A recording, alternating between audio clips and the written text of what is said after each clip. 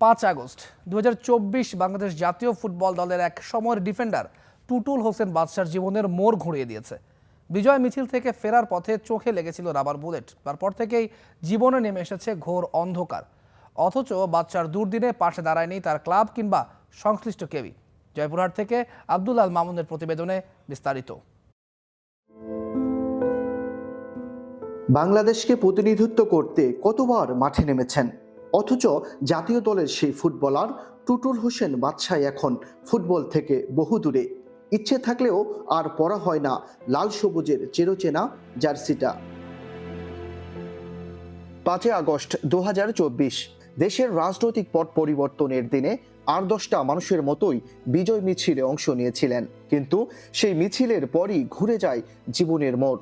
রাতে বাসায় ফেরার পথে হঠাৎই এই ডিফেন্ডারের চোখে লাগে রাবার বুলেট। সময় মতো চিকিৎসা না পাওয়ায় মারাত্মক ক্ষতির মুখে পড়ে তার চোখ। পরবর্তীতে নানা চিকিৎসা নিলেও এখনো পুরোপুরি সুস্থ হয়ে উঠতে পারেননি তিনি। তখন দেশের যে পরিস্থিতি, চাইলেও তো মুভ অন করা সম্ভব না। তো এখান থেকে মুভ করতে লেট হয়ে গেছে আমার। তো এখানে প্রাথমিক চিকিৎসা যতটুকু পারছে এখানে নেওয়ার চেষ্টা করছি। হাড়ের একটা অংশে একটা স্পিনটা রয়ে গেছে, যেটা আপনাকে হয়তো আগামীতে প্রবলেম করতে পারে। কিছুদিন পরে ট্রেনিং চলাকালীন অবস্থায় হঠাৎ করে একদিন দেখি কান দিয়ে রক্ত পড়ছে, বাম কান দিয়ে। 2018 সালে জাতীয় দলে হয় অভিষেক। দেশের জার্সিতে খেলেছেন 23টি ম্যাচ। এর আগে 13-14 মৌসুমে পেশাদার কেরিয়ারে শুরু হয়। 2017-18 মৌসুমে যোগ দেন ঐতিহ্যবাহী ঢাকা আবাহনী লিমিটেডে, যেখানে 5 মৌসুমে খেলেছেন 75টি ম্যাচ। পরবর্তীতে 2022-23 মৌসুমে বসুন্ধরা কিংসেও নাম লেখান। তবে দুঃসময়ে ক্লাবের পাশে না থাকার অভিযোগ তুলেছেন এই ফুটবলার। আপনি প্রথমে একজন মানুষ যে আমার খোঁজ খবর নিলেন এতদিন পরে, যে আমি একজন বাদশা নামে ফুটবলার ছিলাম বা ন্যাশনাল টিমে খেলছি। তো এর মাঝে আমার সঙ্গে কেউ এই বিষয়ে কখনো কোনো খোঁজ খবর রাখেনি বা কথাও বলেনি। দীর্ঘদিন ধরে মাঠের বাহিরে থাকা, অনিশ্চয়তায় ঘেরা জীবন।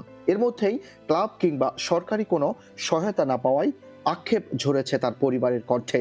মাঠে বাদশাকে মিস করেন তার ভক্তরাও।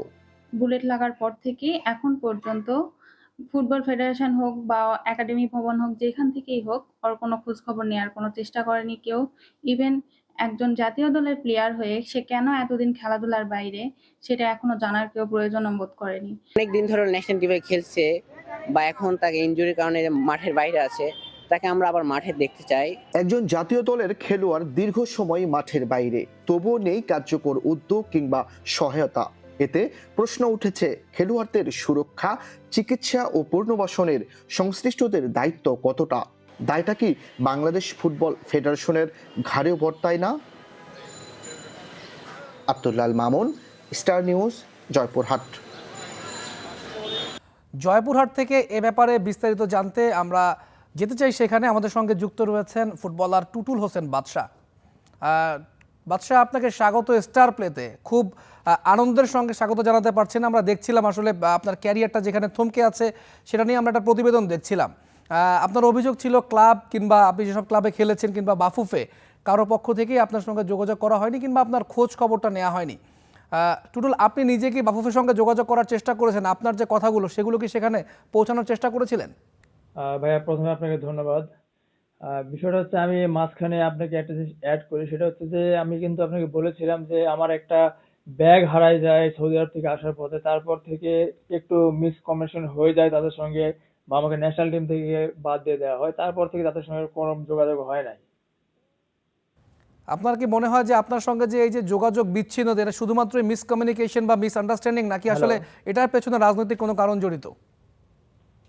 না, এখানে আমি যেটা মনে করি যে 5 আগস্টের পরে যেমন আপনার ফুটবল ফেডারেশনের পুরা গ্রুপটা যে চেঞ্জ হয়ে গিয়েছে। আগে যেমন সালাউদ্দিন ভাই ছিল, এখন তাবিদ আল ভাই আসছে, ঠিক আছে?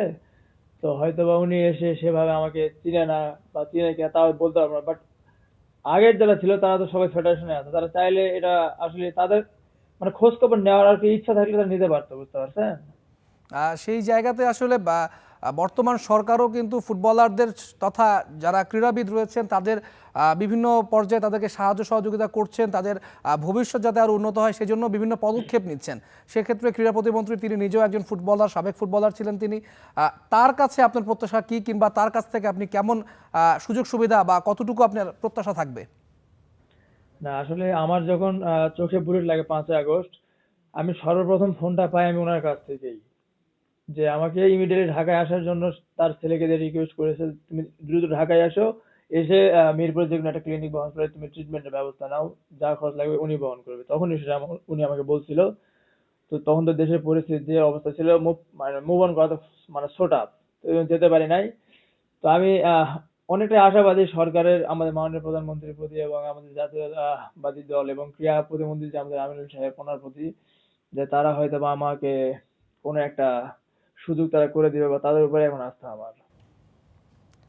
বাদশা, আপনার পক্ষ থেকে পরবর্তীতে এখন যেহেতু সময় বদলেছে, ক্রীড়াবিদদের উন্নয়নের জন্য কাজ করছে বর্তমান সরকার, আপনার পক্ষ থেকে এখন কি তার সঙ্গে যোগাযোগ করার, মানে সরকার গঠন করার পরে তার সঙ্গে আপনার পক্ষ থেকে যোগাযোগ করার কোনো চেষ্টা করা হয়েছে কিনা? এখন পর্যন্ত তার সঙ্গে আমার যোগাযোগ হয়নি, বাট তার ছেলের সঙ্গে আমার গত সপ্তাহে একটু কথা হয়েছিল। তো মাঝখানে উনি চায়নাতে গিয়েছিল মেবি, তো আসার পর আর কথা হয় নাই। তো আমরা আশা করব আপনার এই সমস্যাগুলো ক্রীড়া প্রতিমন্ত্রী তিনি নিজেও দেখবেন, যেহেতু আপনি চেষ্টা করছেন। আমরা আশা করব আমাদের মাধ্যমে হয়তো আপনার কথাগুলো তিনি পর্যন্ত পৌঁছাবে এবং আপনি যে বর্তমান সমস্যায় আছেন নিশ্চয়ই সেগুলো সমাধান হবে। আপনাকে অসংখ্য ধন্যবাদ আমাদের সঙ্গে যুক্ত হবার জন্য।